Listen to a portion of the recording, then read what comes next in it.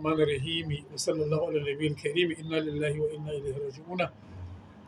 An yi gobara kwanaki ainihin kwanan Singa, yanzu kuma an fara gobara an ƙara wata. Abin da za mu yi, Allah ne masanin abin da ya kawo wannan gobara.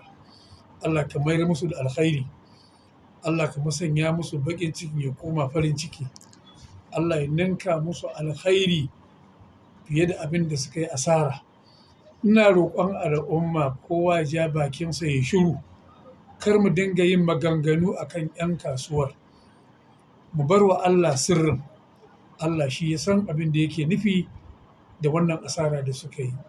Mu yi wa Kano addu'a, mu yi wa Najeriya addu'a, mu yi wa kasuwancinmu addu'a, mu yi wa 'yan kasuwa addu'a, mu yi wa 'yan siyasa addu'a, mu yi wa saraki addu'a, mu yi wa dukkanin mazauna Kano addu'a, mu yi wa shugabanni addu'a, dukkaninsu mu yi musu addu'a ta alkhairi. Allah tabaraka wa ta'ala ya zaunar da mu lafiya, ya ƙara mana lafiya da zama lafiya, ya tsare mana mutuncinmu da addininmu da mutuncinmu da garinmu. Allah ya sa mu gama lafiya, Allah ya mayar musu da alkhairi, Allah ya musanya musu baƙin cikin ya koma farin ciki. Wassalamu alaikum wa rahmatullahi ta'ala wa barakatuh.